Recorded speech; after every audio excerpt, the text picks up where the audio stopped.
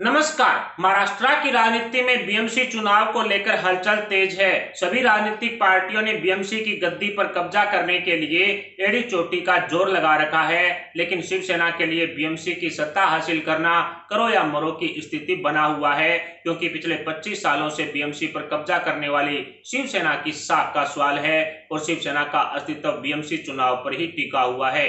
यदि शिवसेना बीएमसी चुनाव हार गई तो फिर शिवसेना का महाराष्ट्र से पूरी तरह सफाया होना निश्चित है। इसलिए सभी राजनीतिक पार्टियों के साथ साथ शिवसेना ने खास तरह की तैयारियां बीएमसी की गद्दी हासिल करने के लिए शुरू कर दी है। लेकिन बीएमसी की सत्ता हासिल करने के लिए महाविकास आघाड़ी गठबंधन में शिवसेना की सहयोगी पार्टी कांग्रेस ने उद्धव ठाकरे की साख और शिवसेना का अस्तित्व बचाने वाली राजनीतिक जंग में साथ छोड़ने का फैसला ले लिया है, क्योंकि खुद कांग्रेस बीएमसी में अपना दबदबा कायम करने की फिराक में है और बीएमसी की गद्दी से शिवसेना को उखाड़ फेंकने के लिए बीजेपी के साथ साथ कांग्रेस ने भी कमर कस ली है, जो उद्धव सरकार में आपसी दरार को जन्म दे चुका है, जिससे बीएमसी के साथ साथ उद्धव ठाकरे की सीएम गद्दी पर भी संकट के बादल मंडराने शुरू हो चुके हैं। ऐसे में हिंदुस्तान की सबसे महंगी महानगरपालिका मुंबई के बीएमसी चुनाव से ठीक पूर्व राष्ट्रीय सट्टा बाजार ने अपने व्यापारियों के जरिए बीएमसी चुनाव की सर्वे कर एक झलक सभी राजनीतिक पार्टियों को दिखाई है, जिसमें चौंकाने वाले आंकड़े सामने आए हैं। राष्ट्रीय सट्टा बाजार के अलावा भी कई सर्वे कंपनियों ने अपने अपने ओपिनियन पोल्स देश के सामने रख दिए हैं, जो शिवसेना के लिए मुश्किलें पैदा करने वाले आंकड़े साबित हो सकते हैं। खैर, बीएमसी की 236 सीटों में से 119 सीटों पर जीत दर्ज कर सत्ता की गद्दी हासिल की जा सकती है, जो पिछले 25 सालों से शिवसेना के लिए ज्यादा मुश्किल काम नहीं था। हालांकि 2017 में बीएमसी की टोटल 227 सीटें थी, लेकिन प्री सीमन के बाद 9 सीटें बढ़कर 236 सीटें हो चुकी है। पूर्व में बहुमत के लिए 114 सीटों की आवश्यकता होती थी, लेकिन प्री सीमन के बाद बहुमत के लिए 119 सीटों की जरूरत पड़ेगी। ऐसे में 2017 के बीएमसी चुनाव पर नजर डालें तो 227 में से 84 सीटों पर शिवसेना ने जीत दर्ज की और 82 सीटों पर बीजेपी ने कमल खिलाया। 31 सीटों पर कांग्रेस का दबदबा रहा तो बीएमसी की 9 सीटें एनसीपी के खाते में गई। 7 सीटों पर एमएनएस ने जीत दर्ज की तो 6 सीटों पर सपा का दबदबा रहा और 2 सीटें ओवैसी के खाते में चली गई। ऐसे में बीजेपी शिवसेना का विधानसभा में गठबंधन होने के कारण बीएमसी की गद्दी पर शिवसेना ने कब्जा कर लिया। हालांकि बीजेपी और शिवसेना ने बीएमसी में अलग अलग चुनावी मैदान में उतरकर सिर्फ 2 सीटों के फासले से 82 और 84 सीटों पर कब्जा किया था, लेकिन भारतीय जनता पार्टी ने अपना गठबंधन धर्म निभाते हुए बीएमसी की कुर्सी पर कब्जा करने के लिए कोई जोड़ तोड़ नहीं किया और शिवसेना को बीएमसी सौंप दी गई।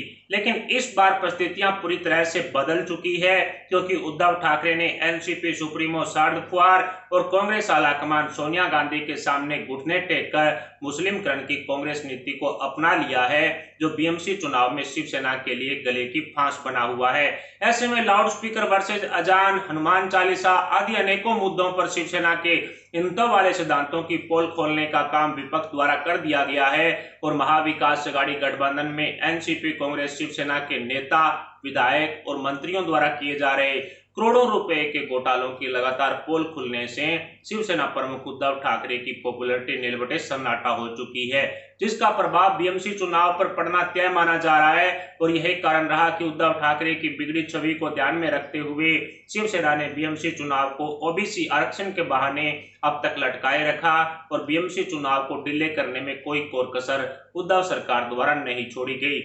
लेकिन सुप्रीम कोर्ट की फटकार लगने के बाद निकट भविष्य में ही बीएमसी चुनाव करवाने होंगे और इस चुनाव से पूर्व राष्ट्रीय सट्टा बाजार की सर्वे रिपोर्ट ने महाराष्ट्र की राजनीति के साथ साथ महाविकास आघाड़ी गठबंधन वाली उद्धव सरकार में हड़कंप मचा करके रख दिया है।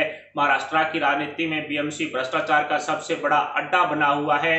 बीएमसी में अब तक करोड़ों रुपए के घोटालों का खुलासा हो चुका है, जो शिवसेना के नेताओं द्वारा अंजाम दिए गए हैं और बीएमसी के साथ साथ महाविकास आघाड़ी गठबंधन की उद्धव सरकार के 2 मंत्री अनिल देशमुख और नवाब मलिक 100 करोड़ रुपए वसूली कांड, करोड़ों रुपए के घोटाले और टेरर फंडिंग जैसे आरोपों में जेल जा चुके हैं।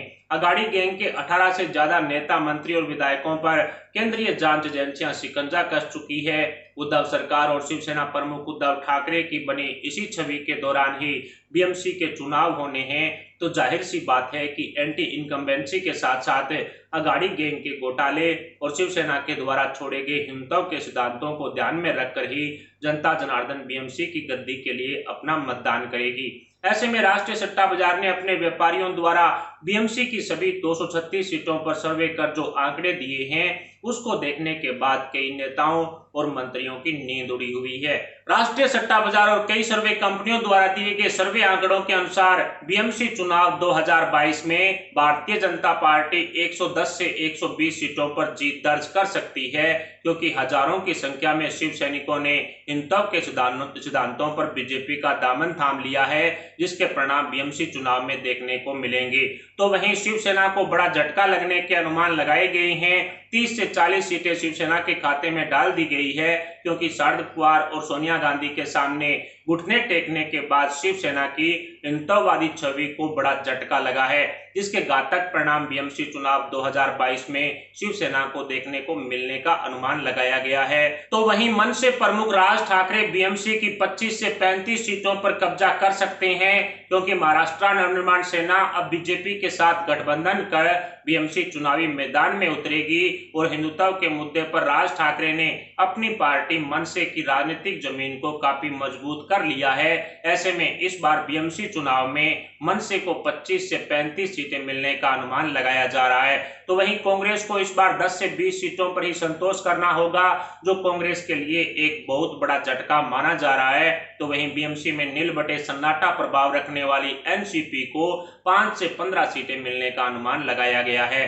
ऐसे में साफ नजर आ रहा है कि इस बार बीएमसी चुनाव में भारतीय जनता पार्टी सत्ता की गद्दी हासिल कर सकती है और बीएमसी चुनाव 2022 में शिवसेना को बड़ा झटका लगने के अनुमान लगाए जा रहे हैं। सर्वे के अनुमान सच साबित हुए तो फिर शिवसेना का अस्तित्व पूरी तरह से खत्म हो जाएगा, क्योंकि बीजेपी, कांग्रेस, एनसीपी, मनसे या अन्य किसी भी पार्टी के लिए बीएमसी का चुनाव इतना महत्वपूर्ण नहीं है जितना उद्धव ठाकरे और शिवसेना के राजनीतिक भविष्य के लिए इंपॉर्टेंट है। ऐसे में कहा जा सकता है कि राष्ट्रीय सट्टा बाजार की तरफ से जो सर्वे रिपोर्ट सौंपी गई है उसके रुझानों में भारतीय जनता पार्टी बीएमसी की गद्दी पर कब्जा करने वाली है।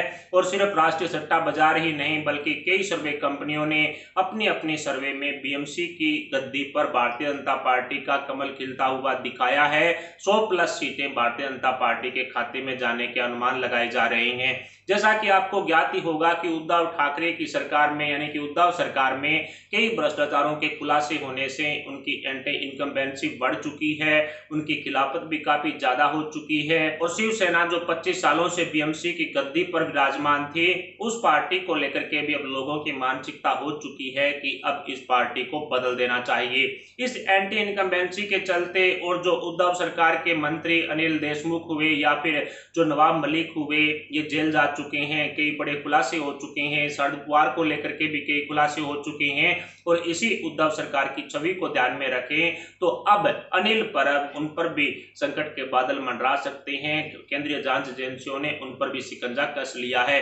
ऐसे में कहा जा सकता है कि 18 से ज्यादा नेता, मंत्री और विधायक महाविकास अघाड़ी गठबंधन के वो फिलहाल राष्ट्रीय जांच एजेंसियों के शिकंजे में हैं और उन पर राष्ट्रीय जांच एजेंसियां जांच कर रही है। आने वाले समय में एक बड़ा धमाका है वो उद्धव सरकार में देखा जाएगा। ओबीसी आरक्षण को लेकर के भी काफी ज्यादा बवाल महाराष्ट्र की राजनीति में मचा हुआ है। राज ठाकरे ने जो उद्धव ठाकरे को रिप्लेस करने की जो रणनीति बनाई है उसमें राज ठाकरे कामयाब होते हुए भी दिखाई दे रहे हैं, क्योंकि हिंदुत्व के मुद्दे पर उद्धव ठाकरे से ज्यादा छवि राज ठाकरे अपनी बना चुके हैं। ऐसे में कहा जा सकता है कि बीएमसी चुनाव में बड़ा झटका शिवसेना को लग रहा है और भारतीय जनता पार्टी बीएमसी की 110 से 120 सीटों पर कब्जा करती हुई दिखाई दे रही है। फिलहाल राष्ट्रीय सट्टा बाजार और कई सर्वे कंपनियों द्वारा अपनी सर्वे जो सौंपी गई है, देश के सामने रखी गई है, उस पर आपके क्या विचार हैं? भारतीय जनता पार्टी, शिवसेना, कांग्रेस, एनसीपी ये अलग अलग कितनी सीटें हासिल कर सकते हैं बीएमसी में? इस पर आप अपने विचार में कमेंट बॉक्स में जरूर बताएं। साथ ही वीडियो को लाइक करके हमारे चैनल को सब्सक्राइब जरूर कर लें। अभी के लिए इतना ही, मिलते हैं अगली बड़ी अपडेट अगली न्यूज के साथ। तब तक के लिए जय हिंद, जय भारत।